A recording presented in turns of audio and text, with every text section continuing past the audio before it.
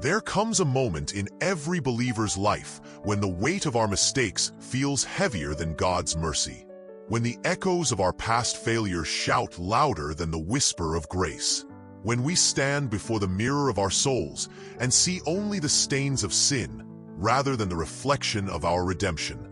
If that's where you find yourself today, I want you to know something life-changing. God is not looking at your shame. He's looking at His Son's sacrifice.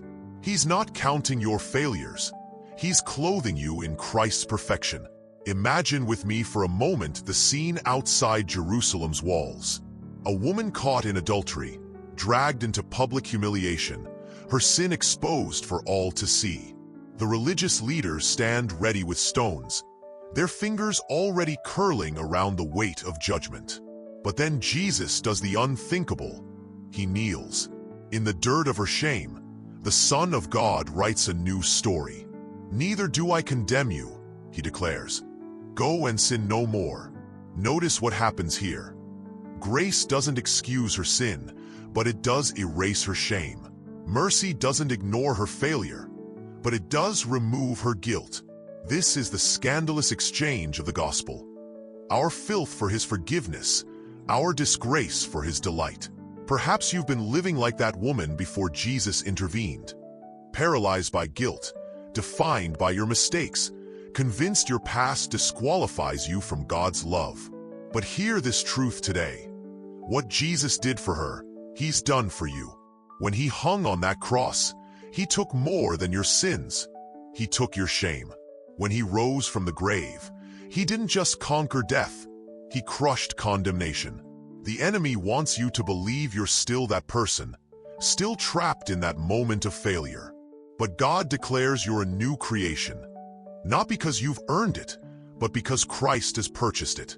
Consider Peter after his denial of Jesus. 3 times he swore he didn't know the Lord. 3 times he failed the test. And when that rooster crowed, Scripture tells us he went out and wept bitterly. Can you imagine the guilt? The self-loathing? The crushing weight of knowing you've betrayed the one you love most? But resurrection morning changed everything. The angel's message was specific. Go tell the disciples and Peter. Why single out Peter? Because grace specializes in restoring the broken. When Jesus later reinstated Peter by the shore, He didn't give him a lecture. He gave him a mission. Your failures don't disqualify you. They prepare you to extend the same grace you've received. We often misunderstand God's heart toward us when we sin. We picture Him disappointed, arms crossed, waiting for us to clean up our act before He'll embrace us again. But that's not the Father revealed in Scripture. Remember the prodigal son? While he was still a long way off, his father saw him and ran. Not walked, ran. In that culture, a dignified patriarch never ran. But love shattered protocol. The father didn't wait for apologies or promises of reform. He threw a party. This is how God responds to repentant hearts. Not with rejection, but with rejoicing. Not with condemnation, but with celebration. Some of us have been trying to pay for sins God has already forgiven. We punish ourselves with guilt, thinking our remorse somehow makes us worthy of grace. But here's the beautiful scandal of the gospel. Jesus paid it all. Every last cent. There's no outstanding balance. When He said, "It is finished," He meant it. Your repentance isn't about earning forgiveness. It's about receiving what's already been purchased. Your tears don't pay the debt. They simply acknowledge the overwhelming gift of grace that's already yours. This doesn't mean we take sin lightly. Grace isn't a license to keep failing. It's the power to stop. But too many believers are stuck in a cycle of sin and shame, never experiencing the liberating truth that righteousness is a gift, not a goal. You don't work to become righteous. You receive righteousness by faith. And from that position of being made right with God, you find the strength to live right for God. It's not clean up to come close. It's come close and be cleansed. Maybe you've been wearing the scratchy, ill-fitting garments of guilt for so long that you've forgotten what the robe of righteousness feels like. It's time to take off the rags of regret and put on the royal garments Christ died to give you. That voice whispering, "You're not good enough?" It's not the voice of your Father. The condemning thoughts that haunt you at night, they're not from the one who declared no condemnation over you. The shame that clings like a shadow, it doesn't belong to someone washed in the blood of the Lamb. I know the enemy tries to convince you that your value is based on your performance, that God's love fluctuates with your faithfulness, that one more failure might finally exhaust His grace.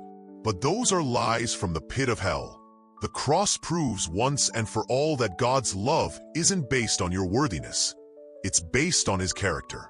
He doesn't love you because you're good. He loves you because He's good. And nothing, not your worst sin, not your deepest shame, not your most repeated failure, can separate you from that love. This is why we can come boldly to the throne of grace. Not because we're perfect, but because Jesus is. Not because we deserve it, but because He does. The righteousness we wear isn't our own. It's His. The acceptance we enjoy isn't earned. It's inherited. The forgiveness we experience isn't temporary. It's eternal. Let me speak directly to that area of your life where shame has taken up residence. That secret you're terrified someone might discover. That addiction you can't seem to break. That relationship that still haunts you. That anger you can't control. That failure you can't forget. Grace says, bring it here. Not to excuse it, but to exchange it. Not to minimize it, but to redeem it. What Satan meant for your destruction, God will use for your transformation. Your greatest shame could become your most powerful testimony of grace. Now, let's pray together. Close your eyes and let these truths sink from your head to your heart. Father, we come to you exactly as we are, broken, flawed, but deeply loved. For anyone carrying the weight of guilt today, speak to their spirit right now. Help them to see what you see when you look at them.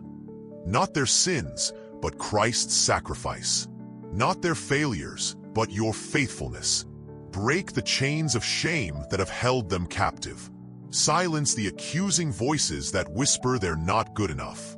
Wash over them afresh with the assurance that they are completely forgiven, fully accepted, and forever loved.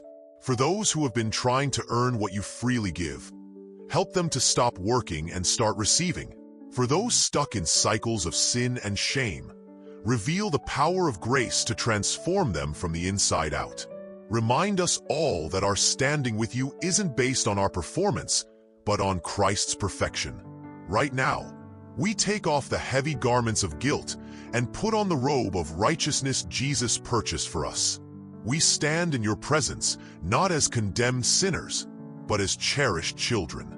Fill us with such an overwhelming sense of your love that shame has no place to hide. And let our lives become living testimonies of what happens when grace meets brokenness. In Jesus' mighty name, amen. Now walk forward in this truth today. You are not who you were. You are who He says you are, redeemed, restored, and radiant with His righteousness. The shame is gone. The guilt is lifted. The robe of righteousness is yours. Wear it with confidence. Live in the freedom Christ died to give you, and let the world see what grace can do.